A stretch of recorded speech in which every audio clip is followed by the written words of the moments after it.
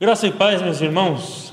Mais uma vez, mais um tempo aí em quarentena, mais um tempo em casa, mais um tempo onde temos que abrir mão do nosso planejamento, da nossa estrutura diária, da nossa rotina e ter nosso tempo em casa.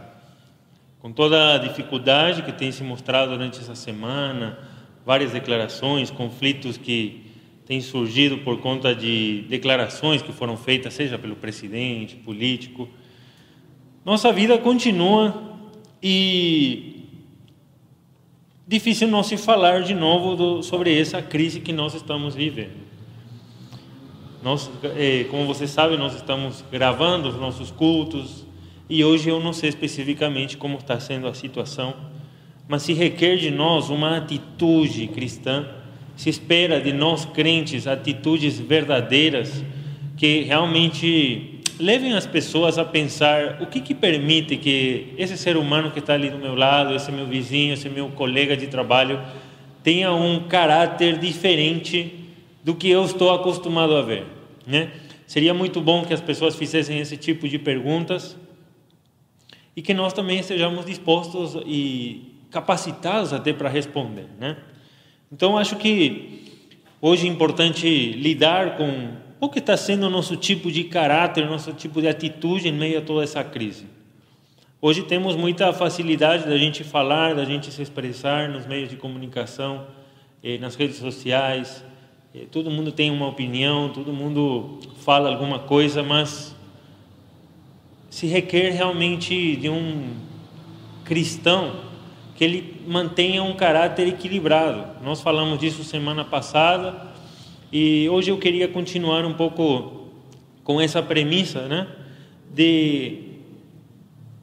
Do caráter, da atitude que deve governar a vida do crente em tempos de crise. Mas antes eu queria orar. Abaixe sua cabeça, feche seus olhos. Vamos nos colocar diante de Deus, nos humilhar diante da presença dEle, para que em todo momento Deus esteja guiando essa nossa fala hoje, tá bom? Abaixe sua cabeça, feche seus olhos. Amado Deus e Pai, nos entregamos realmente diante de Ti nesse momento.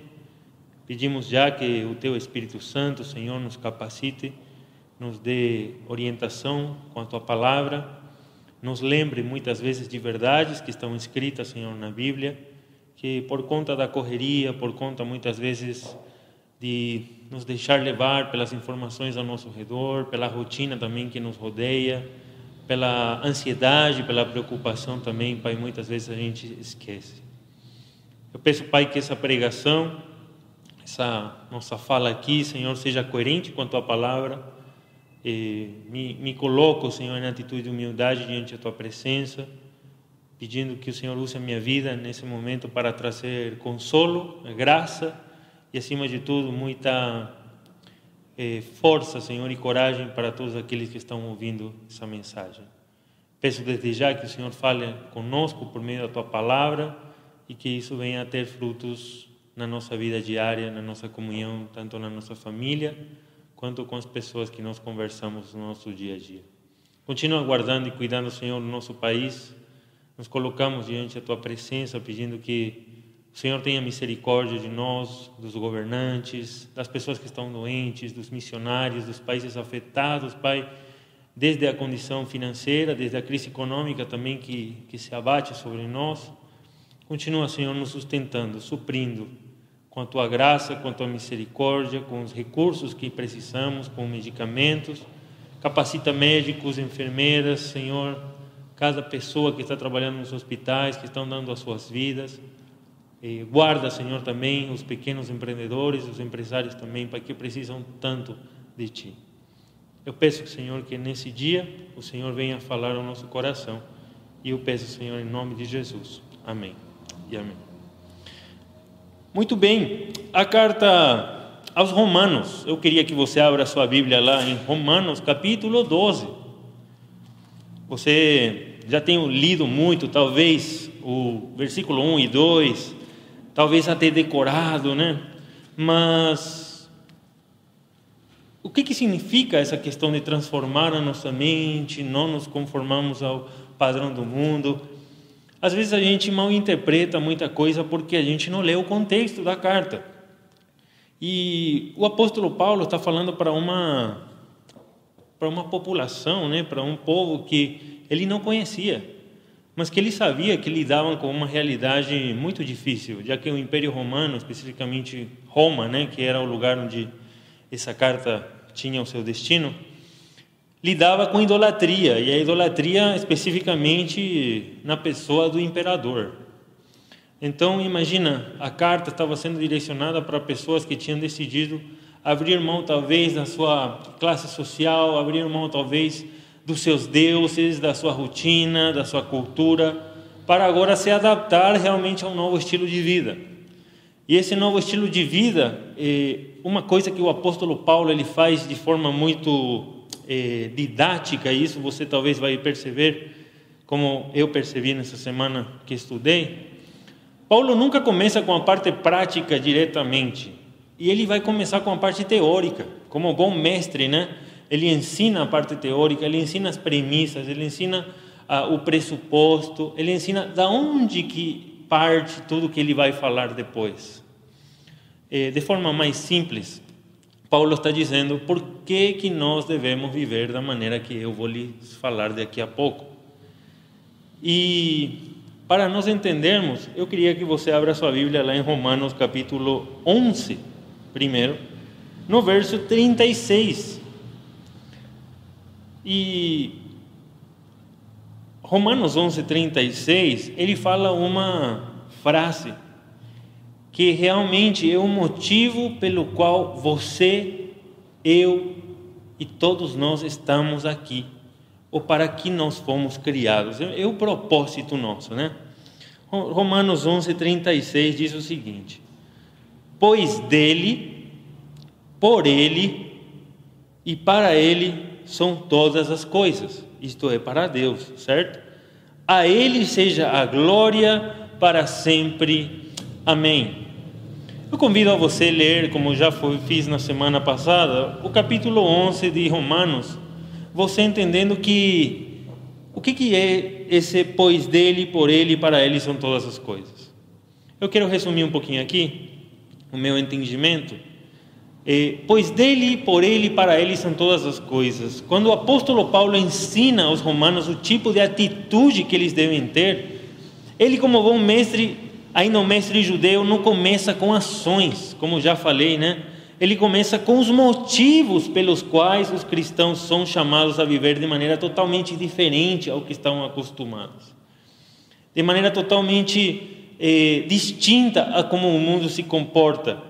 E a premissa é, da onde ele vai partir, pois dele, por ele e para ele são todas as coisas. Eu fui estudar um pouquinho mais essa questão dele, por ele e para ele. E interessante que, falando com minha esposa esses dias, eu perguntei, amor, o que significa dele? E ela falou, pode significar propriedade, porque o primeiro que vem para nós é dele, essa casa é dele, né? Uma propriedade. Mas na verdade, no grego aqui colocado, dele quer dizer origem, dele partem todas as coisas, tá? De Deus saíram todas as coisas, dele foram originadas todas as coisas, dele teve a essência de todas as coisas, ou foi a essência de todas as coisas. Logo vem por ele, isso quer dizer pela sua ação, pela sua intervenção, as coisas são. E para ele, quer dizer em direção a Deus, as coisas estão caminhando. Então, o que estou dizendo de forma sintética aqui? Tudo teve sua origem em Deus, tudo acontece pela ação de Deus e tudo caminha para Deus. Se você e eu temos uma noção de que nós viemos de Deus, estamos e vivemos nessa vida pela ação de Deus e pelo cuidado de Deus, e que estamos caminhando em direção a Deus, especificamente os cristãos, nós estamos em direção a Deus ou caminhando para Ele. Essa noção nos faz viver uma vida totalmente distinta a como o mundo vive. Por que estou dizendo isso? Porque aí, se nós iremos a ler o verso 1 e 2 de Romanos 12. Romanos 12, 1 e 2 diz: portanto, isso quer dizer, continuando o verso anterior, portanto, já que tudo vem de Deus, já que tudo acontece pela ação de Deus, e já que tudo caminha para Deus, agora a questão é: portanto, irmãos, rogo-lhes pelas misericórdias de Deus, que se ofereçam em sacrifício vivo, santo e agradável a Deus. Este é o culto racional de vocês. Verso 2: não se amoldem ao padrão deste mundo, mas transformem-se pela renovação da sua mente, para que sejam capazes de experimentar e comprovar a boa, agradável e perfeita vontade de Deus. Você entende que agora faz todo sentido esse versículo? Agora, em que sentido? Em que agora que eu entendo que tudo se origina em Deus, que tudo que acontece na minha vida é por vontade e cuidado de Deus, e que tudo caminha para Deus, eu devo, e aqui tem 3 coisas que eu queria lidar com vocês. São exigidas de nós 3 tipos de ações aqui, no verso 1, no verso 2, e depois eu vou continuar com o verso 3. A premissa explica que tudo teve sua origem em Deus, como já falamos. Todo irá sempre depender da sua ação no presente. Deus está cuidando ainda de nós em meio a toda essa crise, em meio a toda essa situação que talvez já fugiu do nosso controle. Talvez você já tenha chorado nessa semana, pensando, estressado, ansioso, em como que as coisas vão rolar daqui para frente, se você tem que sair de casa, se você tem que ir lá comprar coisas no mercado, se realmente o que o presidente está falando é verdade, se o que as mídias sociais estão ressaltando são verdade ou não. Talvez você já tenha chorado porque você sabe que a sua poupança em algum momento ela pode acabar. Mas entenda que se tudo está caminhando em direção a Deus, e nós já vimos isso, então nós devemos nos oferecer, diz aqui, como sacrifício vivo. Cada cristão que tem um entendimento de que todas as coisas são e provêm e vão para Deus, se tiver esse entendimento verdadeiro, de que agora eu não sou mais o dono da minha vida, e de que Deus está usando essa situação de total crise para me humilhar e para mostrar que Ele é o único Deus, então se espera realmente de você e de mim 1, 2 e 3 requisitos, 3 tipos de atitudes. A primeira é consagração. Veja lá: portanto, irmãos, rogo-lhes pelas misericórdias de Deus, que se ofereçam em sacrifício vivo. Se oferecer em sacrifício vivo quer dizer se consagre a Deus. Mas pastor, essa palavra é muito bonita. Mas o que significa consagrar? Eu fui lá pesquisar no dicionário e consagração significa tomar uma decisão consciente e disposta, perceba, de dedicar sua alma, sua mente, seu coração e seu corpo a Deus. E a pergunta que eu faço, como fiz a semana passada: que coisas tomam conta da nossa alma hoje? Que coisas tomam conta da nossa mente hoje? Que coisas tomam conta do meu coração, dos meus sentimentos? E o meu corpo diante de Deus? Porque consagração, aqui realmente Romanos está dizendo: se consagre a Deus, se entregue completamente a Ele, se ofereça em sacrifício vivo. Interessante que a palavra consagração quer dizer tomar uma decisão consciente e disposta, ou seja, você primeiro sabe o que está fazendo, e segundo está disposto. Disposto você está com todas as suas forças, todas as ganas que você tem, toda a vontade. Para quê? Para entregar a sua alma, a sua mente, o seu coração a Deus, não às preocupações, não ao que o pessoal do seu ao redor fala, não o que o seu coração talvez fala, não o que a sua preocupação, sua ansiedade está falando, mas a Deus. Perceba que em momentos de crise é o momento onde mais Deus testa a nossa fé. Porque nesse momento é onde realmente nós perdemos o controle e onde ficamos realmente assim, dependentes. Está sendo uma tremenda oportunidade de Deus testar o seu e o meu coração. De Deus mostrar e revelar em que coisas nós confiamos. E tenha certeza que aquelas coisas que te fazem chorar, de dia e de noite, se o Senhor tirar de você, muitas vezes já estavam competindo com Deus há muito tempo no seu coração, para ver quem estava sendo Deus da sua vida. Avalie sua mente, avalie seu coração, mas acima de tudo, se requer de nós que nos consagremos a Deus. Se você não fez ainda, lembre-se, você é filho de Deus, você que já o reconheceu como seu Senhor e Salvador. Agora, se requer de nós também o segundo ponto, veja lá o verso 2. Não se amoldem ao padrão deste mundo, mas, ao contrário de se amoldar, esse mas é grande contraste, transformem-se pela renovação da sua mente, para que sejam capazes de experimentar e comprovar a boa, agradável e perfeita vontade de Deus. Gente, nesse momento de tanta crise, de tanta complexidade, de equações matemáticas, planejamento, estratégias e até, vamos dizer assim, orçamentos que já têm fugido do nosso controle. Que bom seria a gente entender a perfeita, boa e agradável vontade de Deus. Mas como que eu faço isso, pastor? Eu já falei do primeiro requisito. Se consagre a Deus. Se consagrar a Deus é buscá-lo de todo o coração, com toda a vontade, querer conhecer mais dele. E, no segundo lugar, está vindo a transformação.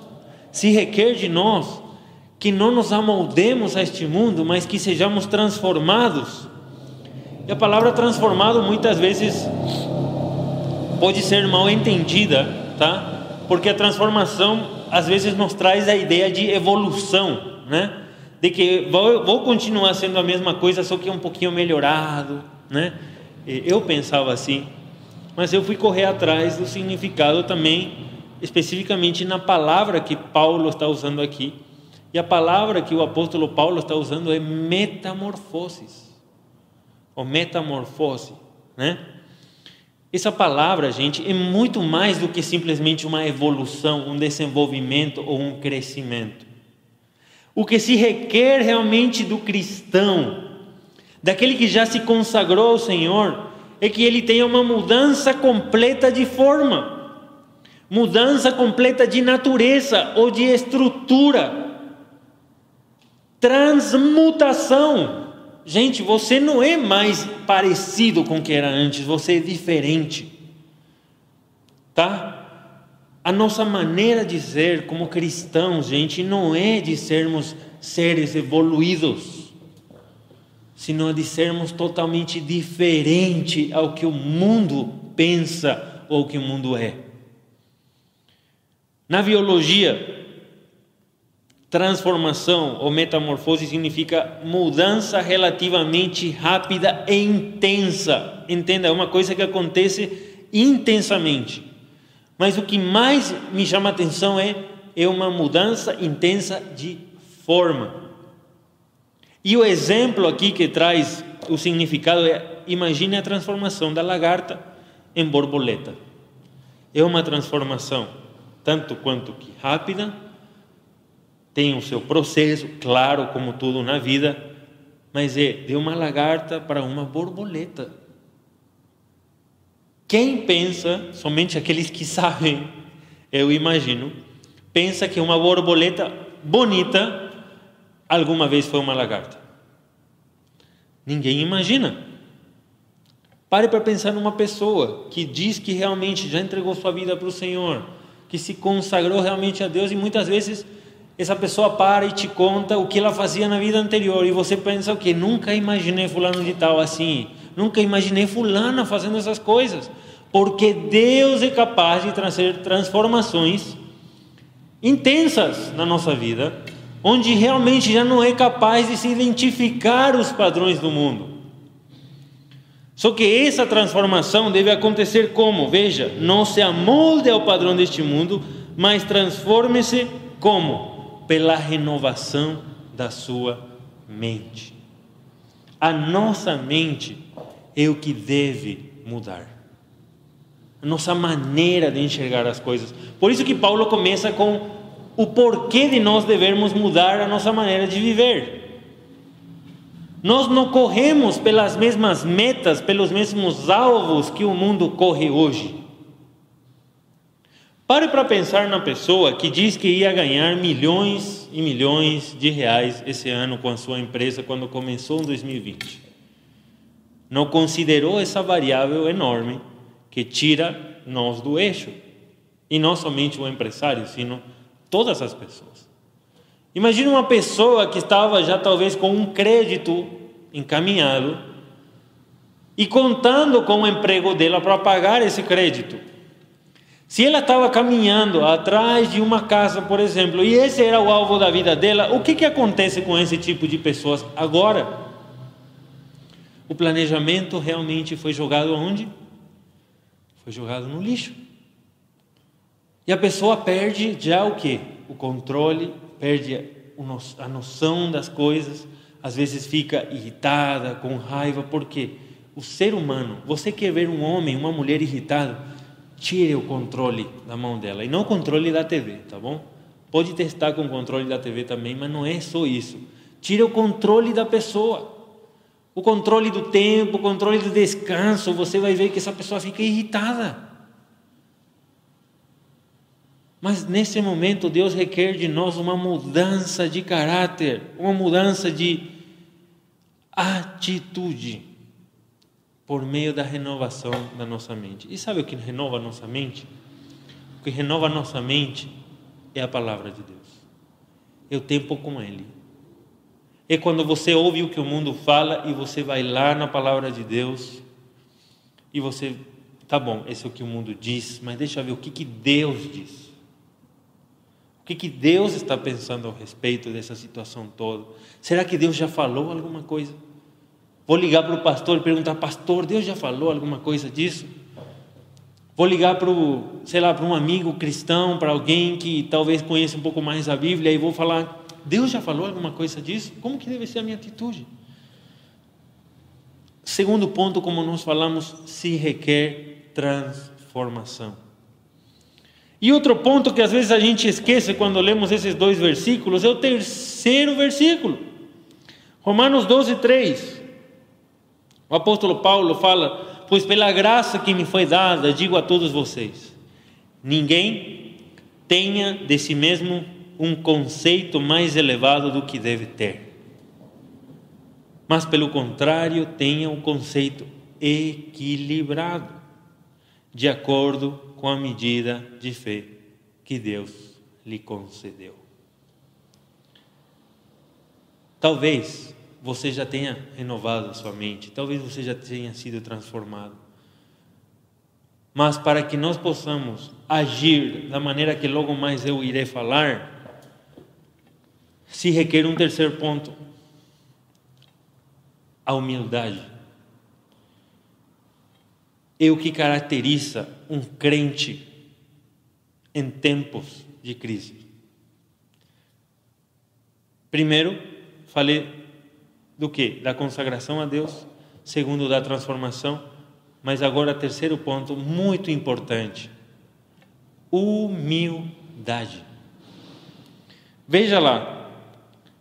Pela graça que me foi dada, digo a todos vocês, ninguém tenha de si mesmo um conceito mais elevado do que deve ter. Você conhece as suas limitações? Se eu perguntar para você, amigo ou amiga, me fale as fraquezas e as debilidades do seu marido. Você consegue me dizer? Eu acho que sim. Do seu irmão, da sua irmã, de alguém que está do seu lado. Esses dias que a gente está compartilhando muito tempo junto, talvez dê para ver muitas fraquezas, debilidades e até pecados das pessoas que estão caminhando com a gente, não é? Mas se eu digo para você, você tem um conceito equilibrado de você mesmo? Você sabe as suas virtudes e as suas fraquezas? E sobretudo, você sabe suas limitações? Você conhece o seu coração a tal ponto de dizer: nossa, Deus, eu não sei lidar com essa situação aqui. O apóstolo Paulo está pedindo que, pela graça que nos foi dada, nós não pensemos que nós somos melhor do que os outros, senão que olhemos para o nosso coração e pensemos assim: nossa, Senhor, como sou limitado. Veja o que diz a palavra humildade. Diz o seguinte: a humildade é a virtude caracterizada pela consciência das próprias limitações. É uma virtude você ter consciência das suas limitações. Num tempo de crise, o que mais devemos parar para pensar é nas nossas limitações. Porque normalmente, quando não sabemos lidar com ela, é que a ansiedade toma conta do nosso coração. Pois estamos querendo, com a nossa força, levar uma coisa que talvez não somos capazes. A ansiedade toma conta do nosso coração quando nós estamos querendo ter um conceito elevado de nós, sabendo que não podemos lidar com algumas coisas. A humildade é modéstia, é simplicidade, é você ter uma noção clara de você. Humildade é sentimento de fraqueza, talvez de inferioridade, até se podemos colocar assim, em relação a alguém interessante. Nós somos inferiores a um Deus que tudo conhece, que tudo sabe, que é soberano, que é gracioso, misericordioso, sempre fiel. Nós somos inferiores. E você entende que de todos os pontos que eu falei até agora, a humildade está sendo o que mais, muitas vezes, bate no nosso coração, que fala mais fundo, porque é onde mais erramos. Entenda, erramos, não é só você erra, meu irmão, eu também me comparo, eu também muitas vezes fico ansioso quando não sei se o dinheiro que eu tenho vai aguentar para chegar no final do mês, se com toda essa doença que está acontecendo aí, talvez vou cair em cama. Não sei, mas entender essa limitação, diz aqui, deve me levar a ter uma reverência e um respeito para com o meu superior. Veja que a humildade não é somente uma consciência de você ser alguém simples, alguém que não sabe fazer nada, sino alguém que tem reverência a alguém superior. Quem que é esse alguém superior nas nossas vidas? É Deus. Quando você tem uma noção clara de quem é você, Deus se faz pleno na sua e na minha vida. Porque até o momento que talvez você não perdia o controle de todas as coisas, até o momento que o seu planejamento, as suas estratégias, até o seu orçamento de vida, tudo caminhava direitinho, você dizia: estou bem. Só que talvez tenha se esquecido de Deus. Mas nesse momento, onde Deus nos coloca no eixo e nos mostra que realmente somos inferiores, somos, como nós falamos semana passada, como a neblina, que nossa vida hoje está, amanhã não sabemos, é ali que Deus se faz pleno. Porque agora tudo depende dEle. Agora a única saída é Ele. Agora, a quem nos aferramos e a quem nos apegamos é a Ele. Humildade, gente, anote, tá? É autoconhecimento e é a capacidade de reverenciar a um Deus muito maior do que eu. é a capacidade de reverenciar um Deus muito maior do que eu. Tudo o que foi mencionado até aqui é necessário para que um cristão possa servir a Deus. Mas como que eu vou servir a Deus? Quando você tem essas 3 características, eu quero te chamar agora a que você leia ao que você é capaz, se você se entregar realmente a Deus para começar a fazer. Romanos 12, verso 9 até o 21. Veja o que um cristão é capaz de fazer toda vez que ele realmente cumpre esses 3 pontos. Primeiro, se consagra a Deus, transforma a sua maneira de viver e é humilde. Vou ler para vocês Romanos 12, verso 9 até o 21. O amor deve ser sincero. Odeiem o que é mau, apeguem-se ao que é bom. Dediquem-se uns aos outros com amor fraternal. Prefiram dar honra aos outros mais do que a si próprios. Nunca lhes falte o zelo, sejam fervorosos no espírito, sirvam ao Senhor, alegrem-se na esperança, sejam pacientes na tribulação, perseverem na oração. Compartilhem o que vocês têm com os santos em suas necessidades, pratiquem a hospitalidade, abençoem aqueles que os perseguem, abençoem e não os amaldiçoem, alegrem-se com os que se alegram, chorem com os que choram. Tenham uma mesma atitude uns para com os outros, não sejam orgulhosos, mas estejam dispostos a associar-se a pessoas, talvez de posição inferior.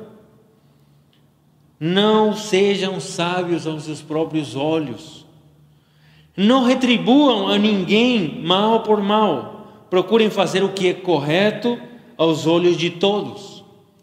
Façam tudo o possível para viver em paz com todos. Amados, nunca procurem vingar-se, mas deixem com Deus a ira, pois está escrito: minha é vingança, eu retribuirei, diz o Senhor. Ao contrário, se o seu inimigo tiver fome, dê-lhe de comer. Se tiver sede, dê-lhe de beber. Fazendo isso, você amontoará brasas vivas sobre a cabeça dele.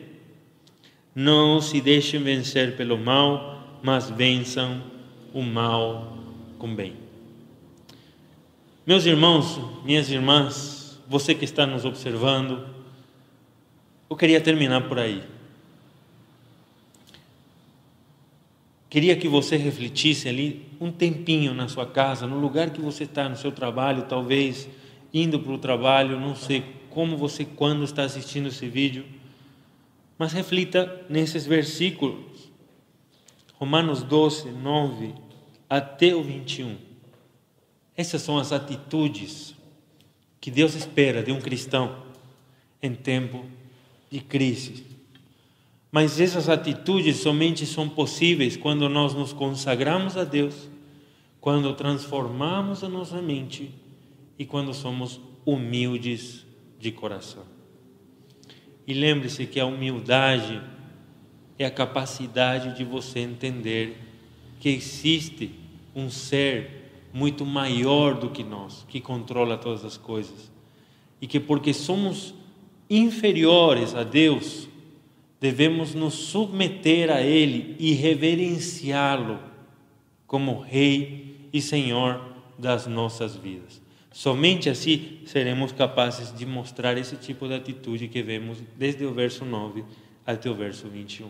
Reflita nesses versículos e veja o quanto disso tem sido real na sua vida, o quanto tem sido possível para você e para mim, talvez, praticar nesse tempo de crise.